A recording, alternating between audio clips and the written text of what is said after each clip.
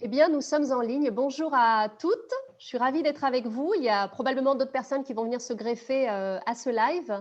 Dans un premier temps, j'aimerais remercier Hasna de nous faire l'honneur de sa présence aujourd'hui. Merci Alors, de m'avoir invitée. Merci. c'est un plaisir vraiment.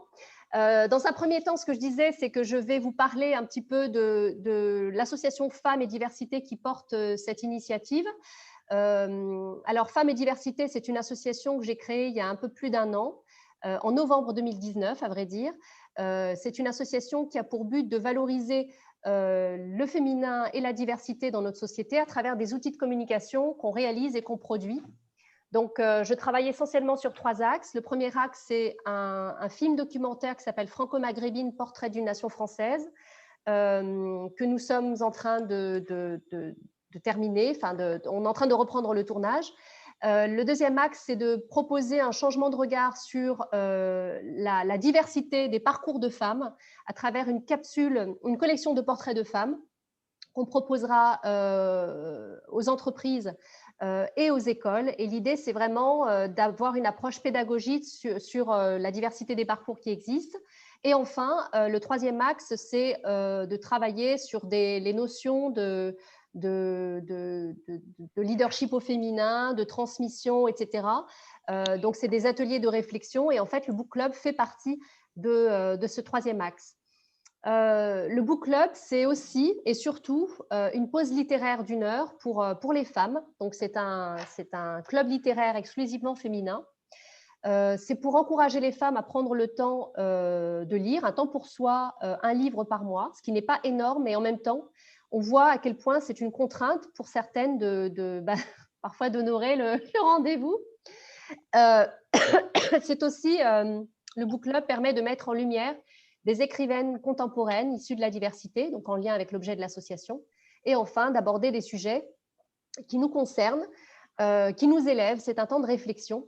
Et je limite le live à 10 personnes parce que je veux que ce soit un book club interactif pour favoriser les interactions. Alors ce mois-ci, je suis ravie de recevoir Hasna Haïk qui nous fait l'honneur de sa présence aujourd'hui en cette journée si particulière, la journée de la femme musulmane. Hasna Haïk, tu es une artiste multicasquette. Tu es artiste peintre, illustratrice et écrivaine et tu signes ton premier livre avec La Libre. Alors, c'est un livre qui m'a personnellement beaucoup parlé parce que c'est l'histoire d'une jeune fille, d'une jeune femme qui est en quête de son identité. Elle est prise entre 2 mondes, entre 2 cultures, 2 temporalités, et on va l'évoquer tout à l'heure, entre 2 identités. C'est un voyage initiatique, en fait, à la rencontre de soi, pour relier ce qui apparemment la tiraille de l'intérieur. Elle essaye, à travers ce voyage, de relier toutes ces parts d'elle-même pour mieux se retrouver et peut-être s'axer, on va dire, se retrouver son axe. Alors, je vais lire un petit passage qui m'a à titre d'introduction, et qui évoque justement, je pense, le fil rouge du livre. Moi, j'aspirais à une France où chacun pouvait avoir une saveur différente. Cet espoir me donna du courage. Je commençais à me sentir capable d'être française, musulmane, femme, surdouée et toutes sortes d'autres choses à la fois. Je ne voulais plus choisir entre ceci ou cela. Ce fil rouge, pour moi en tout cas, me évoque le fait que ce n'est pas toujours facile d'être soi face à tant d'attentes. Il y a effectivement beaucoup d'injonctions sociétales, culturelles, familiales auxquelles nous sommes sujettes. Alors, j'aimerais, donc on va poser le débat, est-ce que Al-Hurra, la libre, est si libre que ça? Alors tout d'abord, merci de m'avoir invitée. Je suis vraiment très, très touchée et honorée par la présence de chacune. Alors pour répondre à la question, c'est est-ce que Farah est si libre que ça? J'ai envie de dire, est-ce que les femmes sont si libres que ça?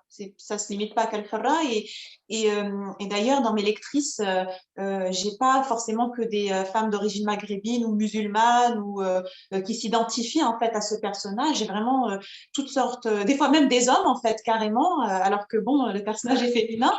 Mais est-ce que finalement les femmes sont si libres que ça alors que au 21e siècle, on a l'impression que qu'il y a beaucoup de choses qui sont mises en place mais même si dans les faits, il y a des avancées, j'ai envie de dire, les plus grosses difficultés que les femmes ont, ce sont elles-mêmes, c'est-à-dire les blocages qu'elles ont dans leur tête, qui sont le fruit bien sûr d'injonctions, mais aussi d'un manque de confiance en elles. Ça, c'est international, hein, ça n'a pas de religion, ça n'a pas de couleur.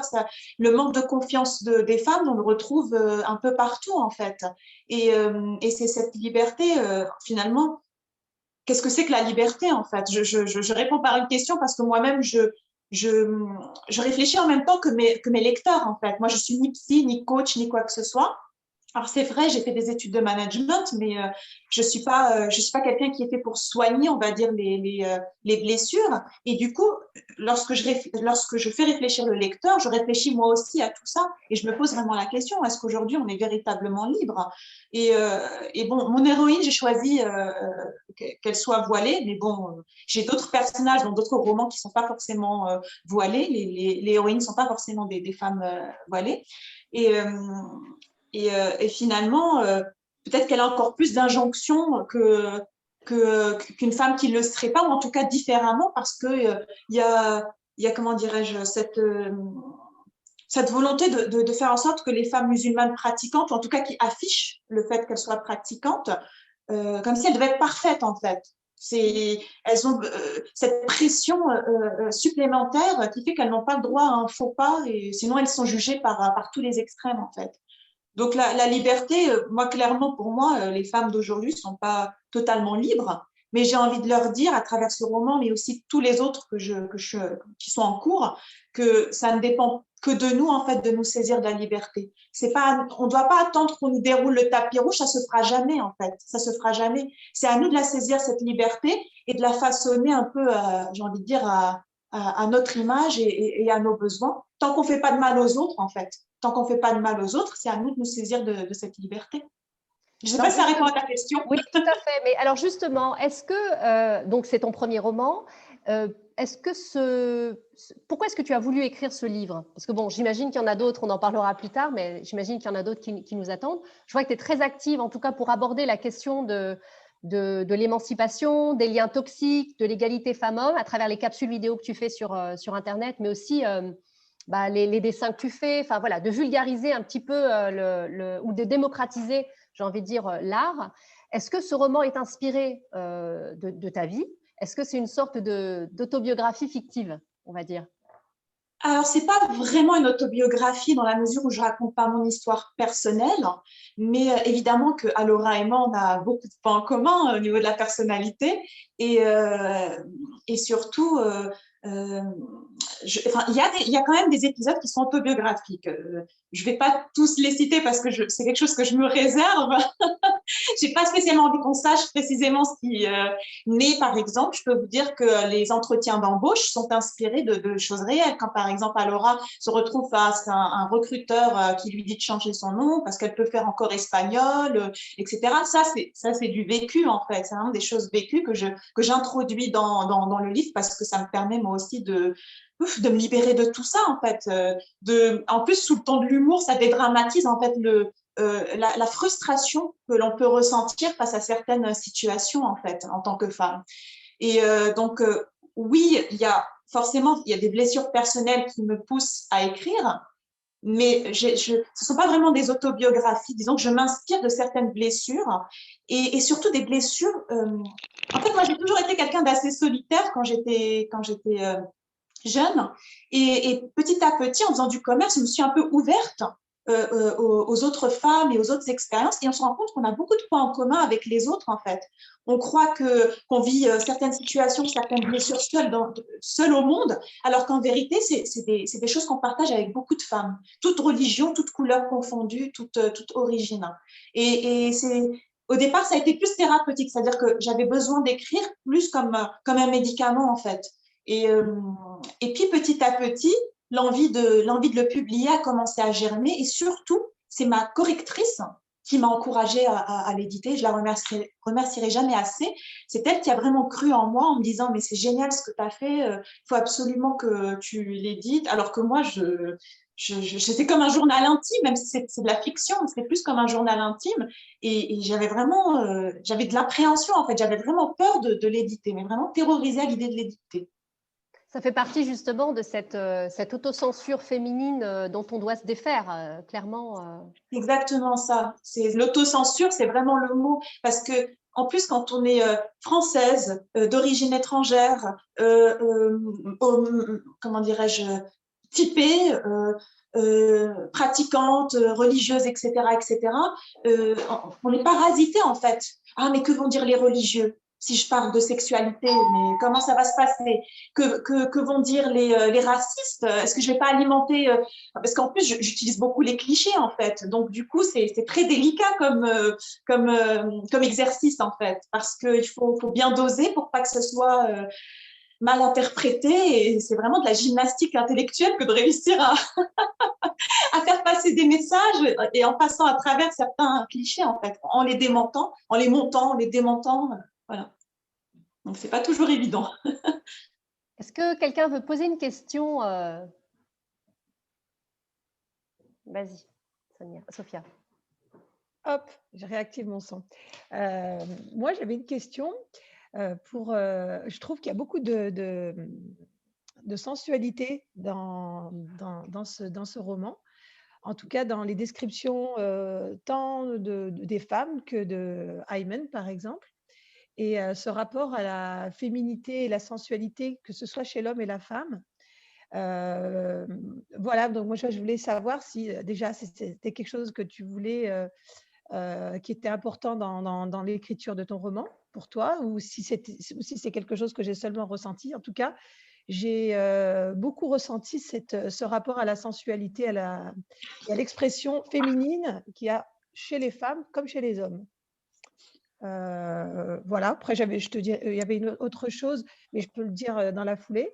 Il y avait aussi, dans tout ce que vous étiez en train de dire, justement, toutes ces injonctions, toutes ces, entre guillemets, toutes ces obligations qu'on se met dans la tête, mais surtout dans le lien entre les femmes, que ce soit dans le rapport de Alora Al-Hurra avec sa grand-mère, sa mère, entre sa grand-mère et entre elle et sa grand-mère et elle et sa mère, mais aussi entre sa grand-mère et sa mère en tant que mère-fille. Mais aussi dans l'amitié qu'elle a avec Lola. Voilà, dans toutes ces obligations qu'on se met. Et la dernière chose que je voulais aborder, c'était la raison du port de son voile. Moi, pour moi, elle est quand même importante parce qu'on ne porte pas le voile. Chaque femme porte son voile pour une raison ou une autre. Mais la particularité ici dans le livre, si j'ai bien compris aussi, hein, c'est qu'elle a décidé de porter son voile après son viol. Et son rapport à la culpabilité aussi là-dedans. Je me voile parce que j'ai été violée. J'ai été violée, mais je me sens coupable, parce que quand elle finit par dévoiler ce qui s'est passé, il y a quand même un grand rapport à la culpabilité, et elle n'osait pas le dire, et elle se sentait coupable, et elle s'est voilée parce que pour elle, elle était trop sensuelle. Bon, j'en reviens à ma boucle de la sensualité. En fait, il faudrait juste qu'on pose une question pour lui laisser le temps de répondre, et ensuite, on te donne la parole, Aïcha. J'ai vu que tu avais levé la main. Alors, je vais commencer. Merci déjà, Sophie. C'est Sophia, c'est bien ça le prénom? Oui. Merci, merci pour tes questions. Alors oui, c'était très important pour moi d'aborder des sujets comme la sexualité ou la sensualité ou des choses en fait qui sont considérées comme tabous en fait dans notre culture. Et je pense qu'il y avait vraiment une espèce de colère en moi par rapport à ça parce que on nie en fait la sexualité de la femme ou en tout cas on la diabolise.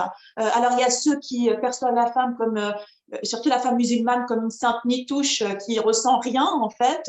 Et puis il y a aussi d'autres qui vont diaboliser la femme et la voir comme un espèce de danger qui les pousserait à pécher, etc. Donc dans tous les cas, il y a une vision caricaturale en fait de ce qu'est la femme et de sa sexualité qu'on voudrait voudrait pas en parler en fait, surtout pas. Hein. Donc et puis aussi il y a une exagération aussi. Alors moi je porte le voile depuis 20 ans, où je l'ai porté de différentes façons. pas aussi soft que maintenant, pas aussi light. Mais j'ai eu donc un long cheminement dans ma tête pour me poser la question, mais qu'est-ce qui fait que pourquoi les femmes devraient le porter, pourquoi pas les hommes? Bon, c'est plein de choses comme ça qui m'ont fait cogiter. Et surtout, j'ai eu l'impression que parfois, certaines femmes, déjà on leur pose tout le temps la question et pourquoi tu le portes, alors qu'il existe une multitude de raisons en fait de le porter. Et c'est propre au cheminement de chacune.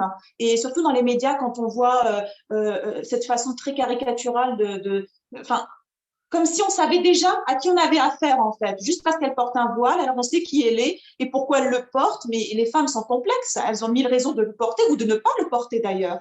Et j'ai constaté que souvent en fait les problèmes que l'on pouvait, qu'il y avait autour des femmes, que ce soit dans la culture maghrébine ou dans les cultures, toutes les cultures patriarcales, envoyait toujours à la sexualité de la femme. Il y a un problème autour de la sexualité de la femme. Alors, comme tu as pu le voir, comme vous avez pu le voir dans le livre, moi, je suis pas du voyeurisme, c'est-à-dire que ça m'intéresse pas de donner les détails. On n'est pas dans 50 nuances degrés, hein, où je vais donner les détails de ce qui se passe dans la chambre ou quoi que ce soit. Ce que je raconte, c'est seulement ce qui peut être utile, à mon sens, en fait, pour pouvoir comprendre en tant que femme que c'est normal de ressentir des émotions, c'est normal de ressentir de l'attirance. Alors oui, quand on est religieuse, il y a un cadre religieux à respecter, mais ça aussi, c'est un choix. C'est-à-dire, on fait le choix ou pas de le respecter. Et la liberté, c'est aussi ça. La liberté, c'est aussi de se dire que chaque femme a le droit de respecter ou pas ce cadre-là, et surtout a le droit d'être humaine, tout simplement. On banalise en fait la sexualité masculine comme si c'était une évidence, mais par contre, dès qu'on parle de sexualité concernant la femme, ça devient tout de suite haram, interdit, aïb, pour ceux qui comprennent le mot, hchouma, et tout un tas de mots, en fait, une cascade de mots et moi, c'est quelque chose qui m'a toujours un peu énervée. En fait, le problème, c'est que, et c'est pas propre qu'aux Maghrébins, hein, mais j'ai remarqué que malgré tout, dans la communauté maghrébine, il n'y avait pas d'éducation sexuelle. On a peur, en fait, qu'à travers une éducation sexuelle, ça pervertisse les enfants ou que ça les pousse à pécher. Sauf que lorsque l'on n'éduque pas les enfants à travers leur sexualité, pour leur expliquer ne serait-ce que comment fonctionne leur corps, etc., c'est aussi les mettre en danger, parce que ça les met dans une position de victime, puisqu'ils ne savent pas trop ce qui est normal, ce qui n'est pas normal, ce qui est bien, ce qui n'est pas bien. Ils grandissent avec un grand flou, en fait, autour de la sexualité, ou alors c'est berk, la sexualité c'est berk, c'est quelque chose, ou alors c'est associé à tout ce qui est pornographique. Enfin bref, il y a tout un travail à faire, je pense, autour de la sexualité, et c'est une des raisons pour lesquelles j'ai eu très peur, en fait, d'éditer mon livre, parce que je ne connais pas beaucoup de femmes voilées qui parlent de ce sujet-là dans un livre comme ça, dans un roman. D'ailleurs, je n'en connais pas. Donc, si vous en connaissez, je serais ravie de lire leur livre. Je me sentirais moins seule. Mais vraiment... Il y a une femme qui s'appelle Nadia El Bouga. Je veux quand même en parler. Je la connais, oui. Je la connais. Bon, voilà, elle est quand même assez remarquable parce qu'elle parle justement d'une sexualité décomplexée. Voilà. Donc, effectivement, je suis entièrement d'accord. C'est important de déconstruire cette question de hchouma autour du corps du féminin. Et je trouve ça très intéressant que tu fasses porter justement ces questions-là par une femme, par un personnage féminin, puisque tu sers, ça contribue en fait à déconstruire pas mal de clichés. Je donne la parole à... Je ne sais pas si tu avais fini ou je donne la parole à Aïcha. Comme après, il y a des autres questions de Sophia, mais si elle veut après ensuite revenir dessus, il n'y a pas de souci. Hein. Aïcha? Oui, avec grand plaisir. Merci pour ces premiers échanges. Et je rebondis en fait sur la question que tu nous adresses, Asna, qu'est-ce qu'est la liberté? Et je vais rapidement lire un extrait qu'on trouve dans la partie 3 de ton ouvrage. Et je tiens à souligner en fait la métaphore du papillon que tu as choisie, où tu nous donnes à voir en fait les différentes étapes de métamorphose du papillon associées en fait à cet élan de liberté propre à Merci de l'avoir remarqué. Ah si. Déjà, avant de commencer la lecture de ton ouvrage, j'avais visionné une capsule vidéo où tu présentes le dessin, en fait, hein, l'art, et on voit bien le papillon, en fait. Et après, on le retrouve tout au long de la lecture.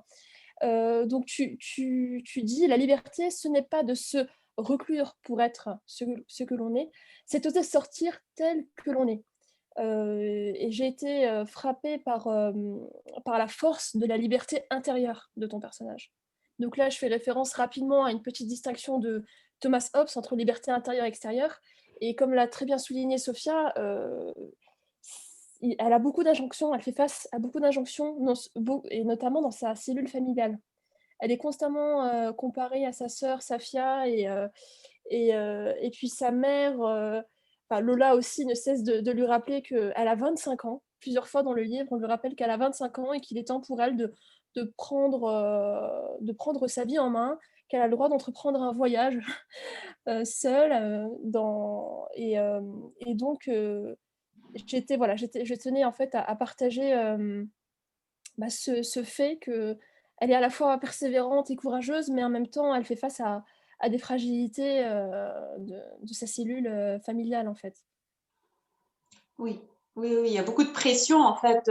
Les femmes ont beaucoup de pression de toutes sortes en fait, et c'est pas toujours facile de savoir qui on est au final quand on a tellement de pression de toutes parts, que ce soit de la société, que ce soit de la famille, que ce soit même religieusement. Hein, on essaye en fait d'être parfaite dans tous les domaines possibles, mais parfois on se perd, c'est-à-dire qu'au bout d'un moment, on sait même plus qui on est. Et c'est important, en fait, de temps en temps, de revenir vers soi, et pas que de temps en temps d'ailleurs. Il faut vraiment se poser les bonnes questions, savoir qu'est-ce que moi je désire véritablement, et est-ce que ce que je fais actuellement, c'est vraiment ce que moi je veux, ou c'est quelque chose que je me sens obligée de faire, parce que lorsque ce sont des obligations, enfin, des choses qu'on nous impose, en fait, au bout d'un moment, on craque, en fait. On peut pas jouer la comédie longtemps, même à soi-même, en fait. Au bout d'un moment, il y a le naturel qui va ressortir, et il vaut mieux que ça ressorte bien, en fait, de façon correcte plutôt que de façon explosive, en fait.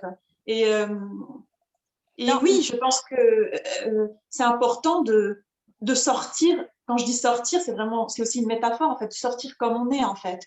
Et, et de se dire, mais finalement, on n'est pas si mal. On n'est pas aussi mal que ça, en fait. Hein. Donc, voilà, c'est une façon de déculpabiliser, en fait, les femmes.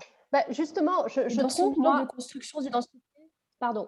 je voulais juste du coup exprimer ma question ouvertement, puisque dans son élan d'identité, en fait, ton personnage semble avoir besoin de retrouver des modèles, des figures dans l'histoire, dans ses ancêtres, en fait, et on voit bien la figure, El Hora, elle porte le même nom.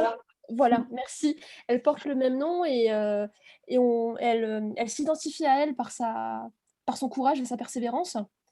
Et je voulais savoir si toi, déjà, à titre personnel, est-ce que tu pourrais nous partager des figures de l'histoire, ou bien des modèles qui t'ont inspiré dans ta construction de ton identité, tout comme ton personnage? Alors, en fait, si j'aborde ce genre de sujet, déjà, c'est parce que je trouve qu'il y a peu de femmes connues que l'on met en avant, en fait.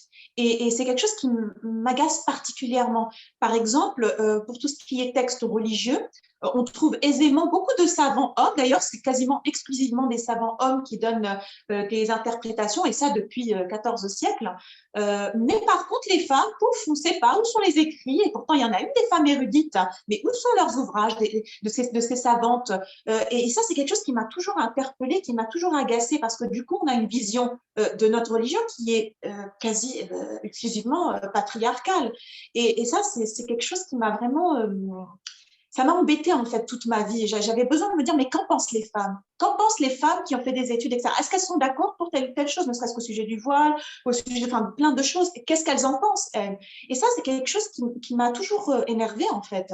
Et d'un autre côté, moi, j'ai toujours été aussi fascinée par les femmes puissantes, euh, pas forcément musulmanes. Je vais en citer une, par exemple, Catherine de Médicis. C'est une femme mais passionnante quand on s'intéresse à elle. Et pourtant, elle est souvent diabolisée. Et c'est pareil, en fait, pour toutes les grandes femmes. Je ne sais pas si vous avez remarqué, mais à chaque fois qu'on parle d'une grande reine, en Europe même, pas forcément qu'en Orient, il y a une forme de diabolisation de ces femmes-là. Par exemple, Catherine de Médicis, on dira qu'elle est l'empoisonneuse, etc.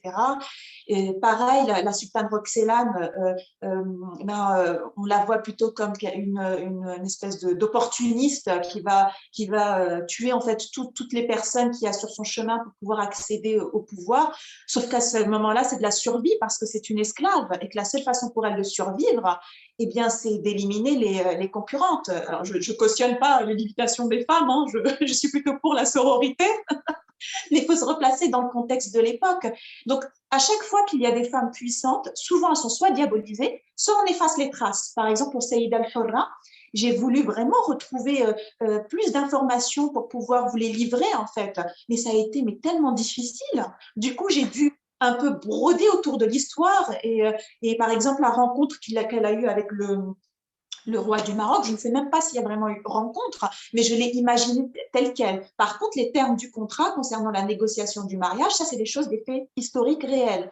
Donc, j'ai dû en fait m'accommoder un petit peu de ce que je pouvais trouver pour essayer de reconstituer le plus possible. Et c'est pour ça qu'à mon grand regret, il n'y a pas autant d'histoires que j'aurais voulu, mais parce que c'est très difficile en fait. C'est très dur de retrouver des traces fiables pour pouvoir vraiment raconter l'histoire des femmes.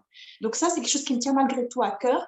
Et j'essaie toujours de faire en sorte que dans chaque roman que j'aborde, il y ait au moins une femme, voire plusieurs, mais au moins une femme importante où je vais aller restituer quelque chose qui est moins connu aux oreilles du public en fait. Voilà, j'essaie un petit peu de... Je me dis, mais vous avez voulu effacer notre histoire, effacer le fait que les femmes ont de la puissance, ont de l'intelligence, ont ce qu'on veut, elles ont autant que les hommes en fait. Mais nous, les femmes, on ne se laissera pas faire. Et si vous effacez l'histoire, nous, on la reconstituera. Même s'il faut parfois peut-être inventer, broder certains passages pour pouvoir faire en sorte que cette personnalité puisse exister, mais on ne la fera pas disparaître. On fera en sorte qu'elle ne disparaisse pas. Absolument, ça fait partie de la réappropriation de son histoire. C'est absolument nécessaire. Et moi, je vois en fait ce retour, ce flashback dans l'histoire où on a l'impression quand même qu'elle est moins sujette à des débordements émotionnels, sauf au moment où elle rencontre son futur mari, on a l'impression qu'elle est vraiment ancrée et qu'elle sait d'où elle vient, qu'elle prend racine en fait, qu'elle connaît ses racines, qu'elle sait à quelle terre elle appartient, à quelle histoire elle appartient, et finalement ça lui permet de se structurer et d'avancer dans la vie. Donc oui, j'allais poser cette question justement, est-ce qu'on a besoin justement d'avoir des modèles inspirants, des modèles identificatoires eh bien, pour nous faire déjà rêver, mais aussi pour structurer notre identité? Oui, parce qu'en fait, le problème qui se pose, c'est que les enfants d'immigrés vivent dans une espèce de complexe d'infériorité. Déjà parce que nous sommes un peuple colonisé, qui a été colonisé par le passé, pour la plupart des pays. Et en plus, quand on vient en France, bien souvent, les parents, quand ils sont venus, ils n'étaient pas ministres, hein, c'était des ouvriers ou en tout cas des postes difficiles, une histoire qui est douloureuse. Et du coup, les enfants d'immigrés grandissent avec un sentiment d'infériorité, comme s'ils étaient qualitativement moins bons, comme si la culture ne faisait pas partie en fait des choses, des possibilités, comme si ce n'était pas pour eux. Et du coup, c'est très important de leur rappeler qu'ils ont une histoire, en fait. Je veux dire, ils débarquent pas de nulle part, en fait. Nos pays respectifs ont leur histoire, ils ont eu leur âge de gloire, leur personnage important, qu'il soit féminin ou masculin. On ne débarque pas de nulle part, en fait. Donc, l'Occident, certes, a donné de quoi manger à nos parents. OK, mais nos parents viennent quand même de quelque part, en fait. Et j'avais vraiment ce besoin de rappeler qu'il y a eu aussi un âge de gloire, une belle période, et qu'il y a eu des personnalités importantes. Et on peut en être fier, en fait. On peut être fier de son identité. Et cela n'enlève en rien, en fait, notre identité française. Ce n'est pas parce qu'on est fier de nos origines que ça fait de nous de mauvais Français ou qu'on se considère moins Français. Bien au contraire, on se sent enrichi davantage. On a la chance d'avoir une double culture. C'est une chance inouïe. Et ça, c'est une erreur que de nous faire croire que c'est un handicap. C'est tout le contraire. Avoir une double culture, c'est une richesse. Et ça, c'est quelque chose que je défends dans mes livres. Et j'essaie en tout cas de démontrer qu'on peut en faire quelque chose de positif. Alors, la parole à Nadia Sbahi. Merci. D'abord, je voudrais vous remercier pour ces cette très belle initiative. Et ce que vient de dire notre très belle autrice m'a beaucoup émue. Cette dernière idée, vraiment, à en avoir les larmes aux yeux, vraiment. Sachant Arrête de pleurer aussi, hein. Non, mais vous m'aviez émue et je vais peut-être vous surprendre par quelque chose, parce que moi, toute ma vie, je l'ai vécu au Maroc. Donc, c'est quand je suis partie en Italie quand j'avais 22 ans, donc j'étais déjà diplômée et tout. Donc, en quelque sorte, je n'ai pas vécu cette histoire et je n'ai jamais imaginé que les enfants d'immigrés pouvaient penser de la sorte, parce que j'ai toujours vu en ces enfants, quand on les voyait au Maroc, durant les vacances, etc., des personnes très sympathiques, très modernes, et je ne vois que du bien en eux, en fait, et en elles, pour que ce soit des femmes ou des hommes. Donc, j'ai été surprise vraiment d'entendre ça. Mais je veux vraiment attirer votre attention du côté par exemple, de nos pays d'origine. Ça veut dire, je viens d'arriver de nouveau du Maroc après 10 ans, parce que jusqu'à 22 ans au Maroc, 22 ans, 26 ans en Italie, et par la suite, quand j'avais 26 ans, j'étais de retour au Maroc. Je peux vous dire que les femmes souffrent en général, quelle que soit la terre dans laquelle elles sont. Il y a beaucoup de blocages, non seulement de nature culturelle, même ici en France, je me rends compte. Je me rends compte qu'on doit se battre plus et faire beaucoup plus d'efforts pour s'affirmer. Et comme vous dites, quand on porte le voile, on se rend compte qu'on doit faire le double du travail d'une femme non voilée. Bon, c'est ça. On a des comptes à rendre. Oui, et parfois même, ce que je n'ai pas du tout aimé, c'est, par exemple, au Maroc, avant de le quitter à mes 22 ans, j'ai eu mon diplôme d'une grande école de commerce. Donc, mes parents ont fait des sacrifices pour que je puisse faire des études universitaires, etc., comme vous toutes et beaucoup de monde. Il n'y a pas que moi qui avait eu ce parcours. Mais je me suis confrontée par la suite qu'il ne suffisait pas d'avoir un diplôme, qu'il ne suffisait pas de travailler. Même en occupant de bons postes dans la société, il y a toujours quelqu'un qu'on peut rencontrer et qui voudra essayer d'inférioriser ce que nous sommes en tant que... Mais c'est inadmissible. Et ça, je l'ai vécu au Maroc, pour ne pas dire que uniquement en France ou uniquement en Belgique. Non, c'est quelque chose qu'on peut trouver partout.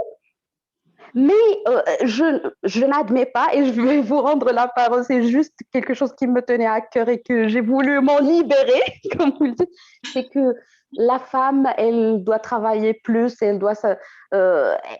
une obligation, sinon elle n'est pas vraiment considérée. Et je crois, s'il vous plaît, donnez-moi votre idée parce que vous avez vécu ici, vous êtes française et vous allez me confirmer ou m'infirmer cette idée. Je crois qu'ils voient en la femme voilée l'image de la femme arriérée qui vient de je ne sais quel siècle, alors que les temps ont beaucoup changé et la modernité.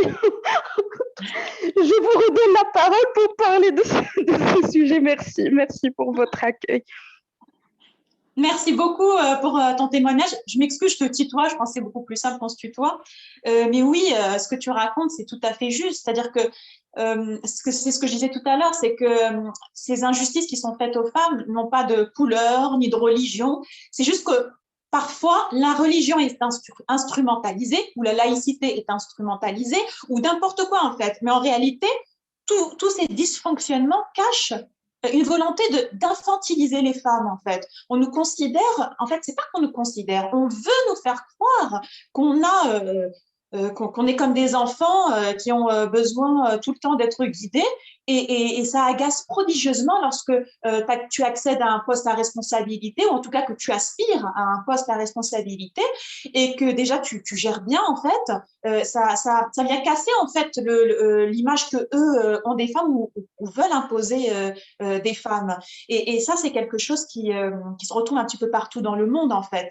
Alors oui, effectivement, quand on porte le voile, ou en tout cas quand on affiche sa religiosité, c'est perçu comme le fait d'être arriéré parce que ça renvoie tout simplement aux religions. Et en France, alors je parle pour la France en particulier, la France a une histoire douloureuse avec les religions et qui est propre en fait à son histoire à elle, qui est indépendante de l'islam en réalité. Quand on remonte le cours de l'histoire et qu'on voit les massacres qu'il y a eu à la Saint-Barthélemy ou les conflits religieux qu'il y a pu y avoir entre les protestants, les chrétiens, les catholiques, pardon, donc entre chrétiens, mais aussi la mauvaise opinion que le monde occidental avait vis-à-vis des Juifs, etc. En fait, c'est un pays qui est complexé par rapport aux religions. Et nous, on débarque, en tout cas nos parents débarquent avec leur religion, ils sont pratiquants, même si alors ça se discute la façon dont ils pratiquent, puisque bien souvent, c'est plus on va dire des traditions, etc., plutôt que du religieux, mais en tout cas, c'est perçu comme quelque chose de religieux. C'est quelque chose qui a perturbé en France, qui a énormément perturbé. Et évidemment qu'ils associent ça, en tout cas les racistes ou les détracteurs de l'islam, associent ça au fait d'être arriéré, parce que pour certains, la modernité, c'est de pouvoir dépasser tout ce qui est d'ordre religieux, parce que la France s'est battue pour qu'il y ait une séparation entre l'Église et l'État, et pour eux, c'est une sorte de retour en arrière que de redevenir pratiquant. Donc, en fait, il y a une multitude de raisons. Je t'en cite une, mais en réalité, il y en a une multitude. Mais en tout cas, c'est vrai ce que tu dis. Peu importe où on se trouve, que ce soit au Maroc ou en France ou n'importe quel autre pays, il y a effectivement une volonté quelque part de rabaisser les femmes, même lorsqu'elles accèdent à des postes à responsabilité et qu'elles les gèrent bien, en fait. Donc ça, oui, je te rejoins tout à fait. Et c'est une des raisons qui m'a poussée à écrire. Et ça fait partie aussi de mon parcours. Moi, j'ai fait des études de management. Alors, est-ce que j'ai managé? Oui. Officiellement, non. Officieusement, oui, c'est-à-dire que je me retrouve à gérer des équipes avec un salaire misérable, mais par contre, jamais on ne m'a donné le titre de manager. Jamais ça n'est arrivé. Donc, ça fait partie aussi des raisons pour lesquelles j'ai changé de voie. Je crois que Nadia voulait poser une question, il me semble. Non, non, pas vraiment, mais je vous remercie beaucoup. Aïcha. Ah, parfait. Parfait, je donne la parole à Aïcha. Je crois que c'était Aïcha qui voulait poser une question, il me semble. Oui, je voudrais rapidement te soumettre une question, Asna. Ton personnage, ton héroïne Al-Hura, elle est constamment pétrie de doutes. Et dans ton ouvrage, tu nous donnes à lire ses pensées. C'est la première fois que je vois autant, disons, de textes en italique. Ses pensées où enfin, elle se demande qu'est-ce que je vais dire, qu'est-ce que je dois faire. Et j'ai particulièrement apprécié le passage où on voit une crise entre les neurones qui sont en guerre contre les hormones. Donc c'est très, très sur un ton comique, c'était très, très ironique. Et puis finalement, je me dis, mais c'est la querelle intemporelle qu'on connaît du cœur et de la raison. Et finalement, à la fin de cette querelle, elle s'en remet à Dieu. Enfin, c'est toujours cette ouverture vers Dieu qui lui permet de pouvoir lâcher prise. Et je voulais en fait te soumettre la question, mais qu'est-ce que pour toi la confiance? La confiance en Dieu? Tu parles de la confiance en Dieu? La confiance en soi, la confiance en Dieu, comment tu pourrais le définir? Eh bien, comme je vous l'ai dit, moi, je ne suis pas ni coach, ni psychologue, ni quoi que ce soit. Donc, pour moi aussi, c'est un cheminement que moi aussi, je réalise chaque jour, en fait. Donc, je ne pourrais pas avoir une réponse claire puisque je réfléchis en même temps que mes lecteurs. C'est-à-dire que je chemine et je vous fais cheminer avec moi en espérant ne pas vous orienter vers un mauvais chemin. Mais la confiance, oui, c'est une large question en vérité. Je pense que déjà, il faut essayer de ne pas être trop parasité par ce que les autres… en fait, c'est les injonctions, en fait. Si on arrive à se débarrasser de certains parasites, et il y a des gentils parasites, comme par exemple la maman d'Alora, c'est un gentil parasite, c'est pas un mauvais parasite, mais ça fait quand même partie des personnes qui vont l'empêcher de penser par elle-même. Et je pense que, après, c'est mon opinion, mais je pense qu'on peut vraiment avoir confiance en soi quand on se connaît, en fait. Et pour se connaître, il faut se recentrer sur soi, sur ce qu'on désire véritablement, sur ses besoins. Et moi, j'encourage vivement en fait mes lecteurs et mes lectrices quand elles me contactent pour me livrer leur histoire personnelle. Moi, je leur rappelle que je ne suis pas du tout une professionnelle de la psychologie, mais qu'il ne faut pas hésiter à se faire aider, justement. Si la confiance en soi, c'est un véritable problème qui nous handicape, en fait, au quotidien, déjà, avoir pris conscience de ça, c'est déjà la plus grosse étape. Se dire, ah mince, c'est ça qui me pose problème dans ma vie. Si j'ai pu aider un lecteur, justement, à se dire, ah, c'est ça qui me pose problème dans ma vie, ça, c'est mon boulot, en fait. Mais ensuite, si cette personne, si le lecteur ou la lectrice n'est pas capable de faire ce cheminement toute seule, et c'est pas toujours facile, il faut aller consulter, hein, voir un psychologue, un psychiatre, des professionnels qui vont vraiment vous accompagner, ou un sophrologue, je ne sais pas, peu importe où se situe le problème, mais véritablement s'occuper de soi, en fait, tout simplement, s'occuper de soi pour pouvoir aller réparer s'il y a quelque chose à réparer, ou construire, parce que parfois, il y a des choses qui ne sont tout simplement pas construites là où elles auraient dû l'être durant l'enfance. Mais on a tous et toutes des histoires, surtout les enfants d'immigrés, douloureuses, compliquées. On n'est pas là pour rien, en fait. On n'est pas là en France pour rien. Hein. C'est très rare quelqu'un qui est là juste, voilà, qui était touriste, qui a kiffé le lieu et s'est dit, oh, bah, tiens, je vais rester. La plupart d'entre nous ont un lourd bagage derrière et on s'est construit avec ça. Et parfois, il y a des choses qui ne sont pas construites. Ce que j'essaie de faire comprendre, moi, surtout, c'est qu'il n'est jamais trop tard. Et oui, effectivement, Alora, pour elle, l'assistance de Dieu est importante, mais je sais qu'il y a beaucoup de mes lecteurs aussi qui sont athées, et du coup, ça c'est la partie du livre qui les intéresse moins, mais c'est à eux de voir comment ils veulent faire leur cheminement. En tout cas, pour Alora et pour moi-même, la confiance en Dieu, elle est importante, mais pas dans le sens où j'attends les bras croisés qu'un miracle tombe du ciel, en fait. Ça, de toute façon, c'est pas islamique comme concept, hein. En islam, on admet aussi bien le libre arbitre que le destin. Et si Dieu, oui, il faut s'en remettre à lui, mais il faut aussi mettre en place les choses. Dieu, il va te donner un coup de pouce si toi, tu te bouges, en fait. Donc, la confiance en Dieu, elle fonctionne aussi avec la confiance en soi. C'est des choses qui sont complémentaires, en fait. Je ne sais pas si je réponds à ta question, en fait. En tout cas, Merci, je voulais juste entendre ton avis, ta propre définition. Merci.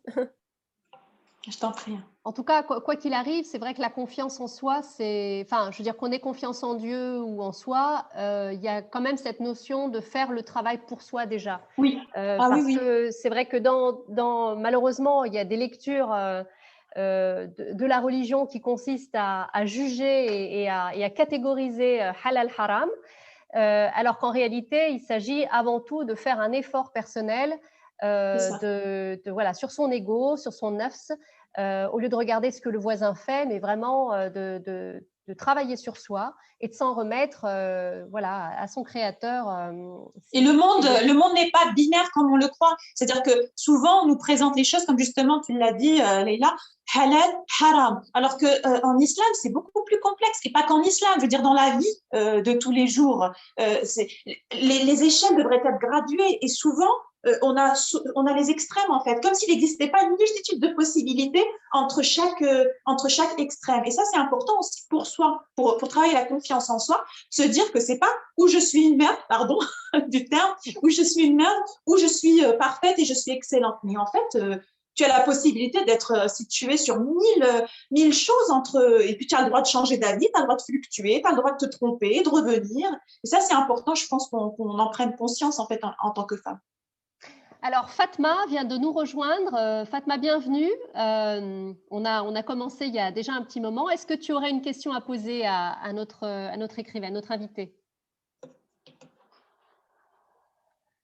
Tu peux désactiver ton micro, s'il te plaît. Ah.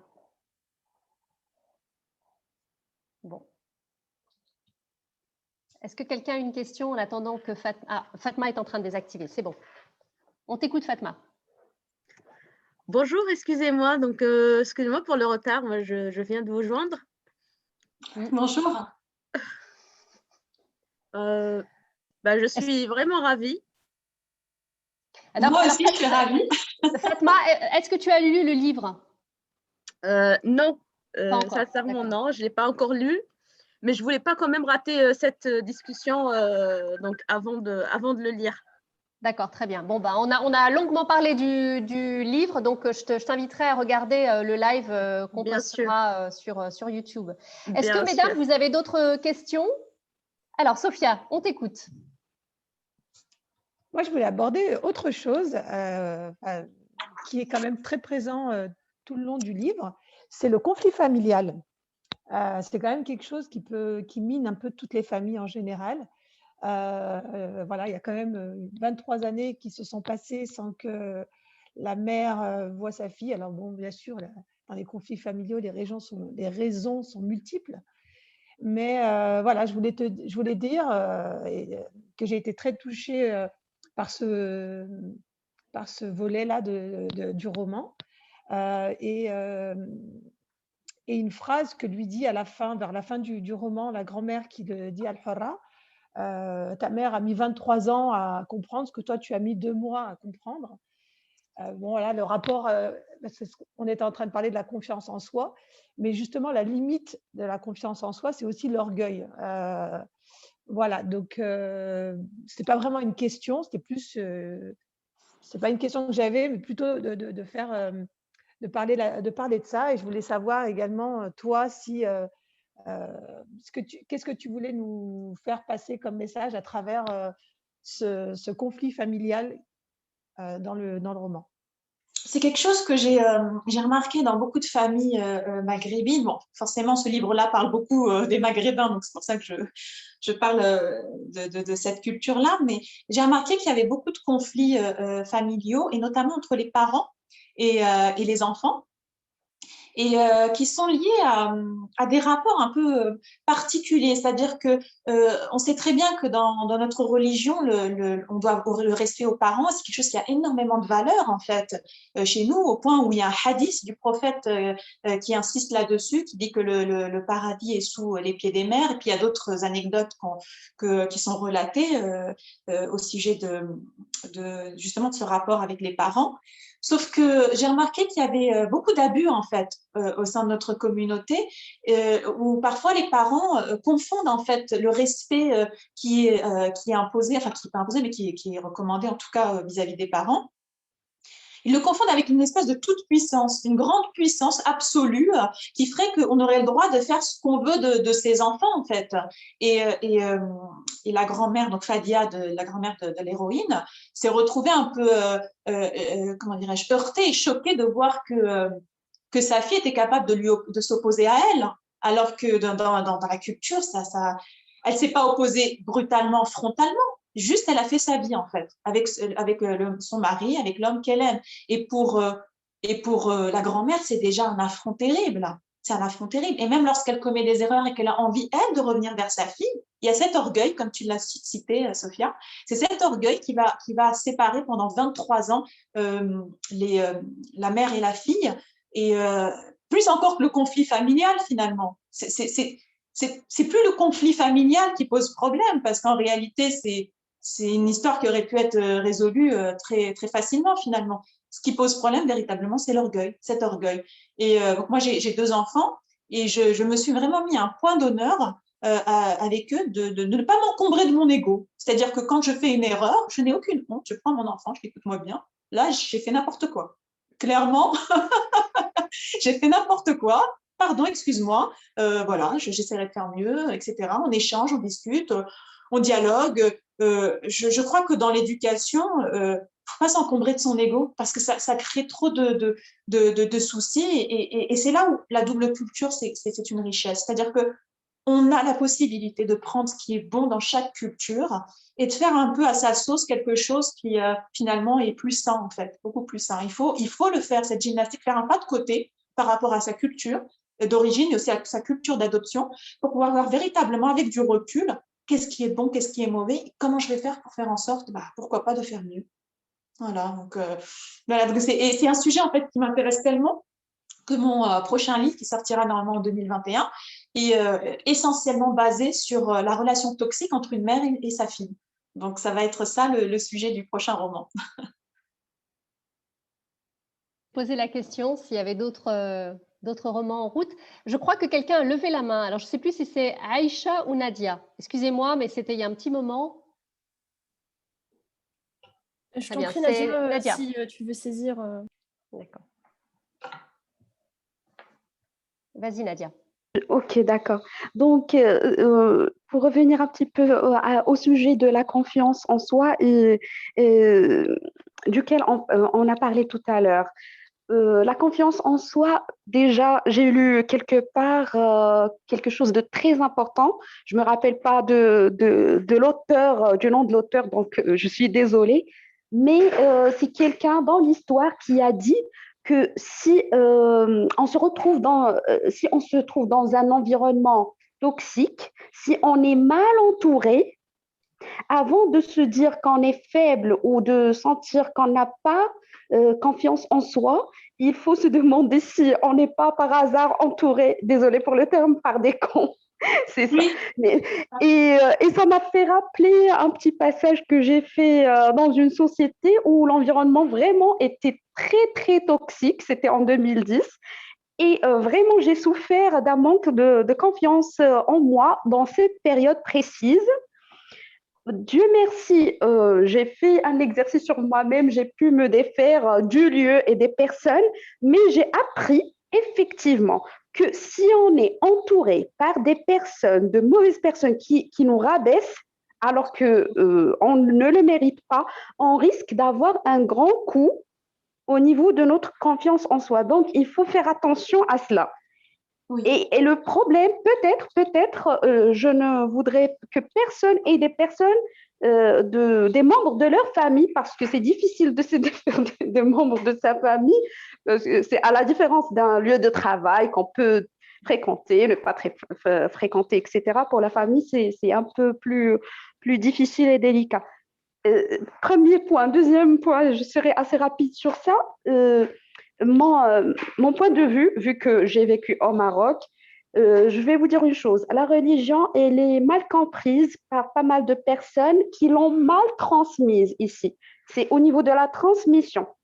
Parce qu'il ne faut pas confier la transmission à n'importe qui de préceptes religieux qu'il ne connaît pas et n'assimile pas. La religion musulmane a donné beaucoup d'importance aux femmes. Les femmes sont très respectées en islam. On doit être gâté, chouchouté, les maris doivent s'occuper de leurs femmes, ne pas les blesser, même le prophète l'a dit. Il a dit que la femme est très délicate et il ne faut pas la blesser, il faut lui donner tous ses droits. Et l'islam a toujours défendu la femme. Et même pour Al-Hurra, qui est le titre de votre livre, c'était une femme libre et c'était un leader. Et c'est ça ce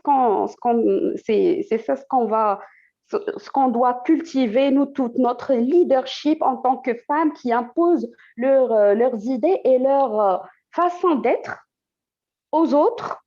Tant qu'on respecte tout le monde, on a droit au respect. Ça doit être dans les deux sens. On ne peut pas respecter et avoir de retour un regard abaissant et des idées ancestrales. Et merci pour l'écoute. Ah oui, je suis tout à fait d'accord avec toi, je te rejoins complètement, hein. C'est tout à fait ça. Et c'est vrai ce que tu dis, que l'environnement joue énormément. Et c'est pour ça que ça fait partie du cheminement, je pense, lorsque l'on se reconstruit ou qu'on est dans une forme de résilience, de s'entourer des bonnes personnes et de faire le ménage, en fait, de faire le ménage avec les personnes qui nous font du mal, l'environnement dans lequel on est. Et c'est vrai que c'est pas toujours facile si c'est un environnement proche, c'est-à-dire de la famille. Effectivement, c'est un peu plus délicat. Et Christophe André a écrit un livre là-dessus. Je sais plus c'est quoi le titre, mais il est vraiment très, très intéressant là-dessus.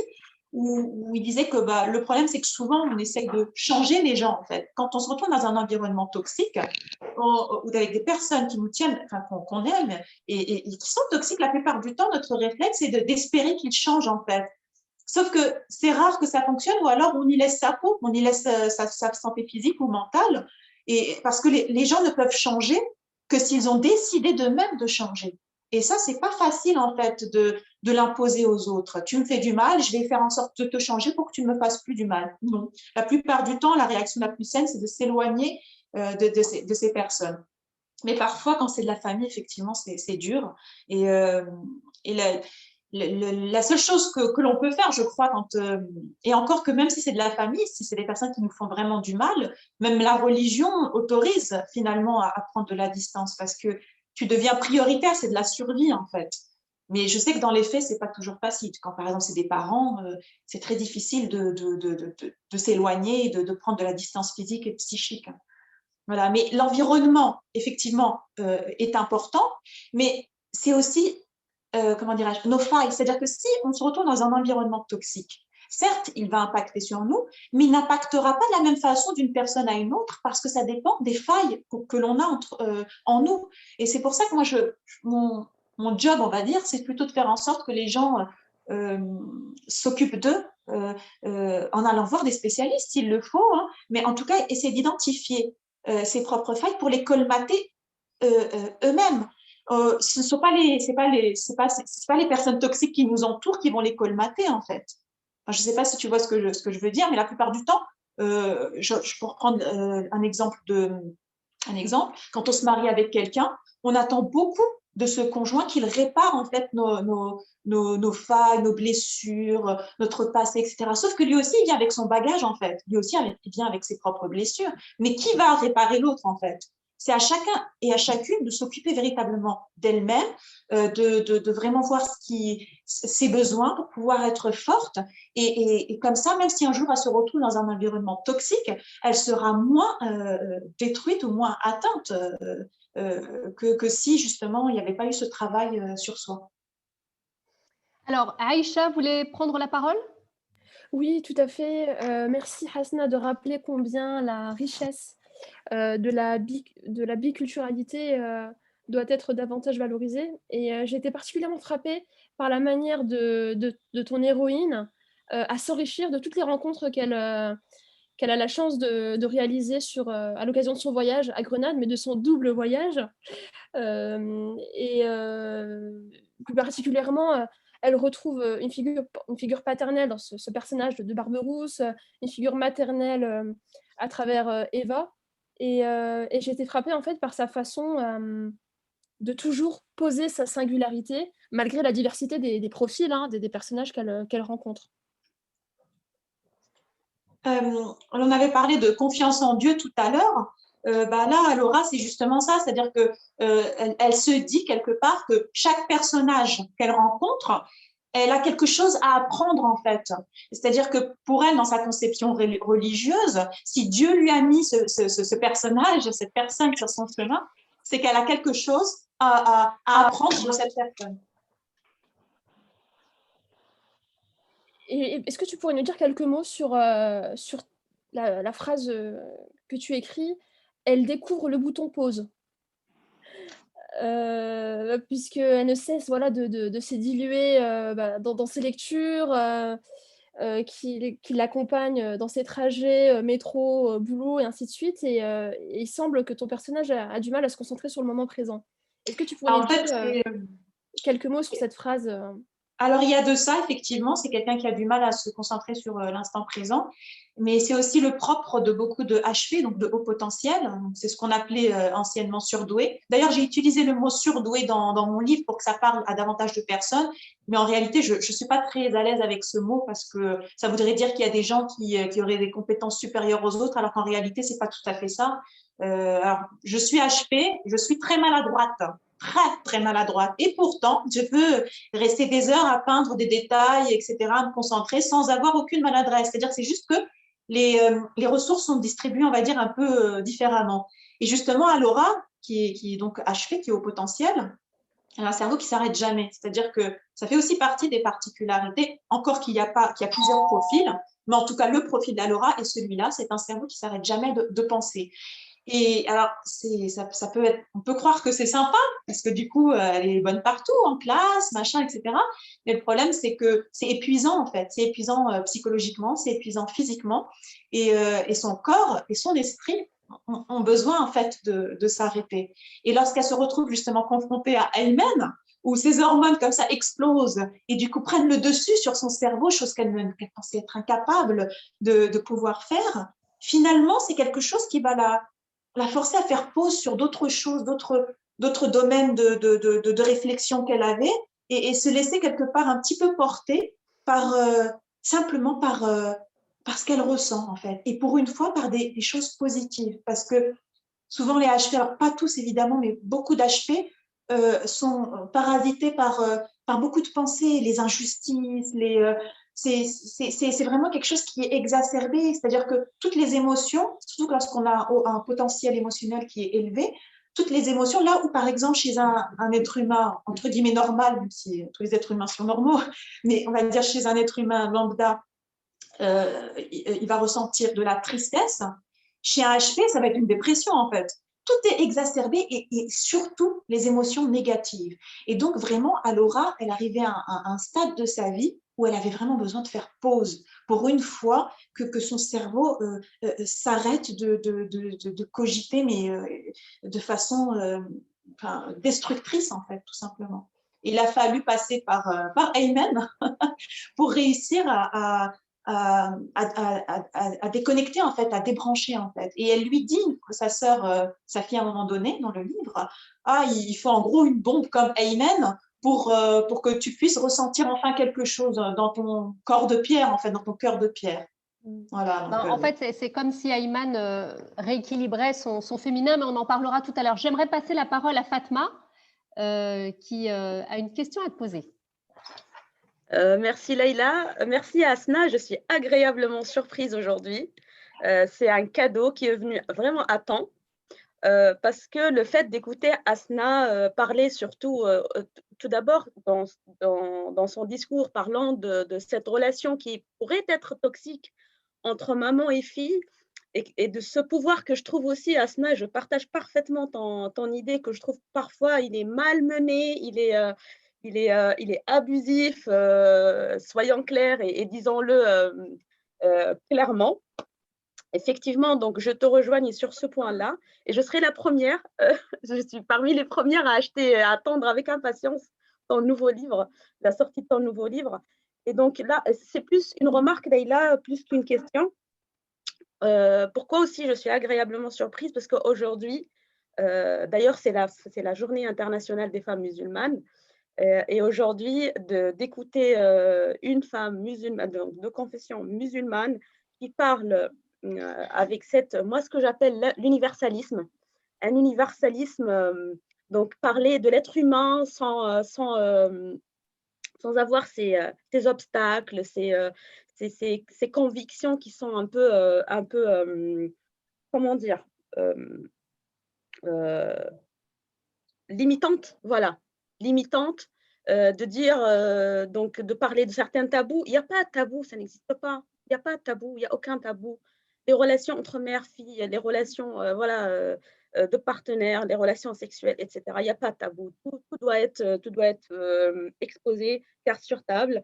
Et donc, je viens juste de finir un livre donc un livre d'un Mexicain qui s'appelle Don Miguel Ruiz. Je ne sais pas si vous connaissez. Donc, ça s'appelle, le livre, il s'intitule Maîtrise de l'amour. Et effectivement, donc, il abordait ce que tu disais, Asna, c'est que dans les relations, donc nous, on est uniquement responsable de nos parties, de notre partie, de nos blessures. Et ça sera une grande faute ou une fausse espérance d'attendre que l'autre il soigne nos blessures. Donc, c'est un chemin sans issue qui sera plein de désespoir et de oui, moi je dis toujours 0 plus 0 égale 0. Si toi, voilà. Tu as 0, lui, il a 0 bonheur, vous additionnez, ça fera toujours 0 à la fin. Hein. Tout à fait. Donc, je voulais juste faire cette remarque. Je suis très, très contente de t'écouter parler de tous ces sujets avec passion. Et je serais ravie donc, de lire ce livre-là et le livre qui va arriver. Eh ben, je te souhaite dès à présent un bon voyage dans mon livre. Merci. Je te remercie. Oui, alors bienvenue à Sabrina qui nous a rejoint, voilà, avec, je ne sais pas si j'étais très claire. Oui, Sabrina, je ne sais pas si tu as une question à poser. Je te donne la parole. Merci, bonjour à toutes. Alors, en fait, moi, j'ai découvert Asna grâce à Leïla, donc sur LinkedIn, merci. C'est vrai qu'on n'a pas toujours des références bibliographiques liées à notre histoire de française musulmane et d'origine maghrébine, donc c'était une découverte sur quoi, une heureuse découverte. Donc, j'ai commandé le livre, ça fait plus de 2 semaines, mais j'arrive pas encore à l'avoir. J'ai ma libraire préférée du 13e arrondissement, librairie Marouani, pour ne pas les citer, qui est très connue. Elle-même me disait qu'elle ne te connaissait pas, mais elle a lu le résumé avec passion avec moi. Elle m'a dit, ah bah, tiens, dès que tu l'as lu, tu me le donneras. Et elle ne l'a toujours pas reçu. Donc, je ne sais pas si c'est une problématique liée à votre éditeur ou je ne sais Oui, pas. il y a des délais, notamment avec la Covid, en fait. Les délais sont rallongés. Alors, du coup, ça m'a un petit peu contrariée parce que c'est vrai que quand j'ai lu le résumé, j'ai eu envie parce que j'adore le flamenco. Je suis une danseuse de flamenco. Je suis d'origine algérienne, musulmane, alhamdoulilah. Et du coup, franchement, j'avais hâte de le lire et il m'a tout de suite intéressée. Et je me suis dit, voilà, quel type de profil ça peut donner une écrivaine avec ce qui est en capacité d'écrire comme ça.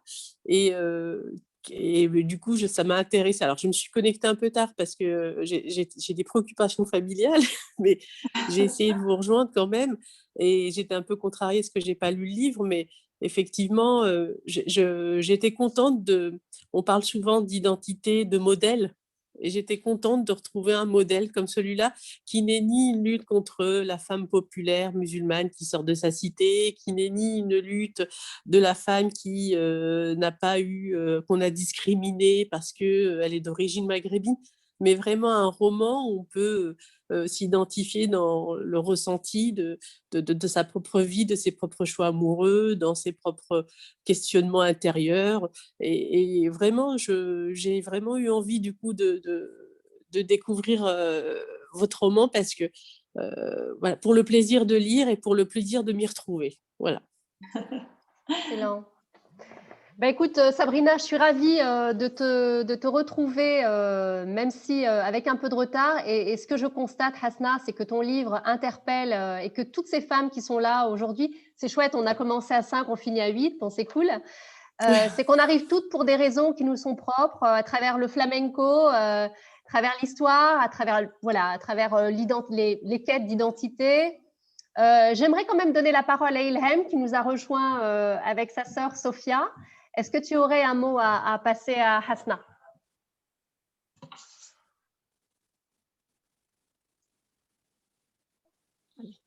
Bonjour Hasna et enchantée, vraiment. Bonjour. Moi, honnêtement, j'ai pas encore lu le livre. Ma sœur, elle m'en parle et j'ai pas encore eu l'occasion de le lire. J'ai hâte de le commencer. Il est là. Et franchement, ouais, les sujets que tu traites me touchent particulièrement. Donc franchement, j'ai hâte de lire. Je peux rien dire pour l'instant, mais j'ai hâte de lire. Merci. Bienvenue dans mon univers. Alors, la parole à Aïcha. Oui, merci Leïla. Asna, tu nous as évoqué juste avant les différentes ressources bibliographiques qui constituaient ce livre et qui t'ont permis un peu de nous donner des faits historiques. Et est-ce que tu pourrais nous partager quelques références pour pouvoir continuer ce voyage dans l'histoire de la civilisation arabo-andalouse? Alors, je n'ai pas forcément tous les noms en tête. Je dirais que tout ça, c'est le fruit de toute ma vie, en fait. J'aime beaucoup lire, notamment l'histoire. Donc, forcément, il y a des choses qui sont restées, mais il n'y a pas. Mais il y a je dirais, il y a une personne qui m'a marquée peut-être plus que les autres et qui m'a motivée, en fait, à aller vers cette voie-là, dans le fait de révéler un petit peu ces femmes oubliées. C'est Fatima El-Mernissi, qui a écrit un livre qui s'appelle, je crois que c'est Sultane oubliée, si je ne me trompe pas, le titre du livre. En tout cas, tu retrouveras très, très facilement. Et elle évoque en fait toutes ces femmes, alors avec quelques faits historiques, etc. Je suis allée aussi compléter un petit peu là où je pouvais. Je dirais que c'est elle qui m'a. J'avais déjà l'intention en fait d'aborder ce sujet-là, notamment avec Saïda El-Hourra, parce que elle est originaire de ma ville, donc du Maroc, donc c'est un personnage moi qui m'inspire beaucoup. Mais le fait de l'avoir retrouvée dans le livre de Fatima El-Mernissi, ça m'a vraiment donné du courage. Je me dis bah si une femme aussi importante qu'elle a trouvé que c'était un sujet. Je ne suis pas la seule à penser qu'il faut redorer l'image des femmes dans le monde en fait. Et du coup, je dirais que c'est ce livre-là en particulier qui m'a fait quelque chose. Et puis, alors, il y a un autre livre, même si ce n'est pas un livre historique, c'est toujours un livre de Fatima El-Mernissi, où elle raconte sa vie, en fait, en tant qu'enfant, où elle vivait dans un harem, parce qu'en réalité, les harems, c'est pas si ancien que ça, en fait, au Maghreb. Et du coup, elle raconte son histoire, comment elle a grandi dedans, etc. Et même si c'est pas lié historiquement directement à mon roman, c'est quelque chose, moi, qui m'a beaucoup interpellée. Et du coup, dans la suite de la livre, parce qu'il y a une suite, dans le tome 2, je vais aborder justement le sujet des harems, etc. Et le nouveau personnage historique important, ce sera la sultane Roxelane. Voilà. C'est la première fois que j'en parle, donc c'est en avant-première là. Ah, on a un scoop. Génial. Excellent. Bah, c'était justement ma question. Est-ce qu'il y avait une suite? Est-ce que Oui. ça laissait place à… Génial. Bah, écoute, félicitations, bravo. Et la sortie est prévue pour quand? T'es dans Alors, l'écriture? pour le 2, ça serait, je pense, plutôt en 2022, sauf si j'arrive à finir avant. Mais comme je me suis concentrée sur un autre roman, donc qui va sortir en 2021, donc celui qui parle des relations toxiques entre mère et fille, du coup, j'ai dû mettre en stand-by la suite de la livre. Mais il y a déjà plus de 2/3 du roman qui sont déjà bien terminés. Donc, il me reste la partie historique, justement, à aller un petit peu plus étoffer, à aller vérifier mes sources. Et voilà, c'est ce qui reste encore à faire. Excellent. Bah, écoutez, mesdames, on arrive au terme de notre échange. Je ne sais pas s'il y a une dernière question du groupe. Moi, je voulais juste dire Sophia. merci aussi pour ce livre témoignage un peu de nos origines communes et pas forcément celles qui nous mettent dans des cases. Parce qu'effectivement, ce que j'aime dire aussi à mes enfants, c'est que moi, je suis d'origine algérienne, mais ça peut être dit pour plein d'autres pays, qu'avant d'être l'Algérie, c'était l'Empire romain, c'était l'Empire arabo-musulman, voilà, et après il y a eu la colonisation française. Donc tout ça fait qu'il y a eu beaucoup de brassage de population, beaucoup de brassage d'histoire, et qu'on a une histoire commune, universelle, et que même si qu'on soit musulman ou pas musulman, chrétien, catholique ou athée, peu importe, quelle que soit notre confession ou pas, on a une origine qui nous est commune, c'est que nous sommes tous des humains sur la Terre et qu'on a beaucoup d'histoires en commun. Et ça, si ça pouvait réconcilier toutes les haines, entre guillemets, identitaires, ce serait magnifique. Alors, je pense que c'est important. Et à travers ton livre, comme il y a ce mélange entre l'Espagne, le Maroc, etc., une histoire commune, un peu mélangée, voilà. On se dit, elle est marocaine, mais elle est aussi espagnole, elle est un peu tout ça. Et ben, je trouve que c'est une belle réconciliation entre les peuples. Voilà, oui, j'avais vraiment envie de faire passer comme message que notre humanité prime sur tout le reste, que ce soit sur notre religion, notre couleur de peau ou notre histoire, notre parcours. En réalité, même si on prend quelqu'un à l'autre bout de la planète, on trouvera toujours quelque chose en commun. Du moment qu'on a cette volonté d'aller vers l'autre, en fait, du moment qu'il y a cette volonté d'aller vers l'autre et de ne pas juger les autres surtout. Sabrina veut poser une question? Oui, non, juste dire que c'est heureusement que vous avez partagé cette information sur LinkedIn. Et moi, je suis en train de… Bon, alors je suis investie dans une association qui s'appelle Révèle, où on fait de la sororité pour les jeunes filles, leur donner confiance en soi. Et c'est vrai que moi, je cherchais avec ma fille, je lui montre pas mal de modèles inspirants, féminins, de toutes les origines. Et je lis beaucoup aussi, je reviens beaucoup aux écrivains d'origine maghrébine. Et c'est vrai que sur les femmes, je n'avais pas beaucoup de modèles. très peu de femmes écrivaines d'origine maghrébine sur du romanesque, du roman, et pas toujours de la défense d'une cause féminine. Voilà. Et là, je suis contente parce que je vais pouvoir lui montrer, partager avec elle ce livre.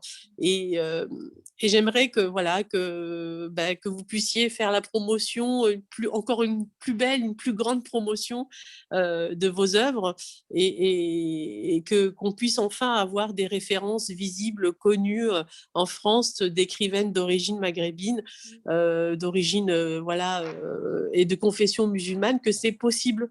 Qu'on peut écrire du roman, qu'on peut imaginer, qu'on peut faire de la poésie, qu'on peut partager des expériences parce que beaucoup d'écrivaines sont soit sociologues, soit théologues, et très peu sont des écrivaines parce qu'elles aiment écrire et qu'elles veulent partager leurs histoires, leur art. Et ça, je suis très contente parce que on a souvent envie de cataloguer la femme musulmane à un rôle effectivement très, très, très important, hein, qui est quand même celui d'éduquer, de montrer le modèle, de montrer ce que c'est que la pudeur, l'honneur, et de pouvoir écrire, parler de ses sentiments, partager. On a très peu en fait d'exemples aujourd'hui.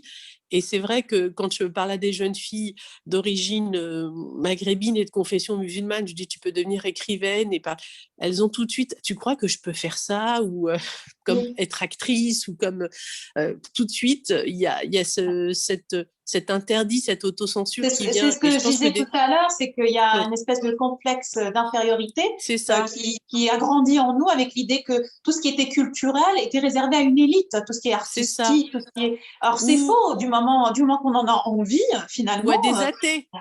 Des athées parce que l'islam était contre.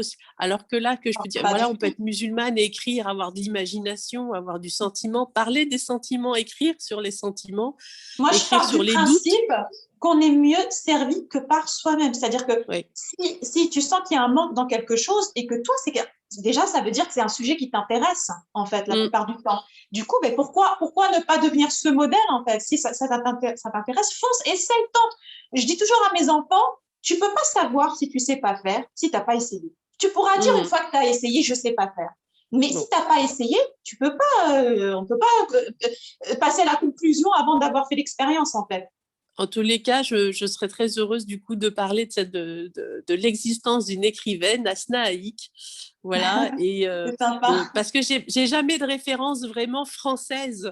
Parce que il y a des écrivaines aussi marocaines, hein, j'en connais, j'en lis beaucoup, mais en France, qui implique vivant en France, de culture, voilà, j'avais jamais d'exemple. Là maintenant j'en ai un, et les modèles sont importants, et j'espère qu'on vous connaîtra encore beaucoup plus en France. Voilà. Alors l'association de Leïla, avec l'association de Leïla, justement, il y a beaucoup de femmes qui sont mises en valeur, et c'est pour ça que c'est très, très admirable, parce que ça permet d'avoir une visibilité, en fait, grâce à des actions qui sont menées. Mais c'est très bien. Ouais, je suis très contente. Sabrina, j'aimerais que vous invitiez Asna Haïk à modérer un de vos ateliers. Je fais aussi partie de l'association Révèle, et je suis marraine de l'association Révèle à Lyon. Voilà. Il faut absolument inviter une personne comme Asna Haïk, parce qu'elle est je pense aussi. Voilà, donc je vous laisse le soin. Vous avez vos coordonnées, donc voilà. Ok. Le mot de la fin, Asna, te revient. Ce fut un vrai plaisir de t'avoir parmi nous. Merci pour cet échange extrêmement inspirant, touchant. On est toutes là pour des raisons qui nous sont propres, et on se retrouve toutes autour de ce bel ouvrage, ce premier ouvrage qui donnera, je le sens, naissance à de très belles œuvres plus tard, qui arrivent, là, qui sont déjà programmées. Je te laisse le mot de la fin avant de parler du prochain book club. Déjà, je voulais vous remercier toutes d'avoir été aussi, comment dirais-je, intéressées, attentives, passionnées. Ça fait du bien, en fait, parce que quand on écrit, et surtout moi, j'ai des métiers qui sont solitaires, finalement, tout ce qui est artistique, l'écriture, on est tout seul dans son coin, on ne sait pas comment ça va être reçu. Est-ce que le lecteur ou celui qui va aller contempler l'œuvre va recevoir le message? Et ça fait du bien, en fait, pour moi, en tant que humainement parlant, de voir que qu'on est connecté avec des inconnus. Je ne connais aucune d'entre vous personnellement et pourtant, on a l'impression de se connaître et ça fait du bien. C'est quelque chose de merveilleux, c'est magique en fait. L'écriture, il y a quelque chose vraiment de magique. Et je voulais vous remercier pour ce bon moment que j'ai passé avec vous toutes. Et la seule chose que je pourrais dire, c'est prenez soin de vous, femmes, parce qu'il n'y a personne qui le fera aussi bien que vous-même. Et ça, c'est vraiment, ça peut paraître tout bête à dire, mais ça a énormément de sens en fait. Ça a énormément de sens et je crois que c'est voilà, c'est ma devise. On est mieux servi que par soi-même et prenez soin de vous parce que personne ne le fera aussi bien que vous. Merci, voilà. Merci infiniment Hasna. On retiendra cette devise que j'essaye d'appliquer et c'est tout l'objet de ce book club, c'est de s'offrir ce moment de sororité, de découverte. Les écrivains, pour moi, ce sont des tisserands modernes qui tissent les liens de notre humanité autour de cette œuvre magique. Donc oui, il y a quelque chose de magique qui se met en place. Alors, rejoignez-nous le mois prochain et à l'honneur le 24 avril. Donc, c'est un samedi. Après, on basculera au dimanche. Mais c'est le 24 avril à 14h en présence de Sonia Barkala avec son livre qui s'appelle « Et si cela vous arrivait ?» Donc, c'est un livre sur les expériences de mort imminente. On reviendra avec Sonia sur son parcours de vie et aussi ce qui l'a poussé à faire un documentaire sur les NDE, les Near Death Experience. C'est un pari qu'elle a relevé avec courage. C'est une femme absolument admirable et que j'ai hâte d'interviewer le mois prochain. Et de découvrir son livre qui est un récit absolument passionnant, disponible à la FNAC et dans toutes les librairies, donc allez-y. Il est sorti au début du mois de mars. Je vous dis à très bientôt, mesdames, et merci d'être au rendez-vous. Très bon week-end à vous et à très bientôt. J'arrête l'enregistrement. Au revoir. Au revoir. Au revoir.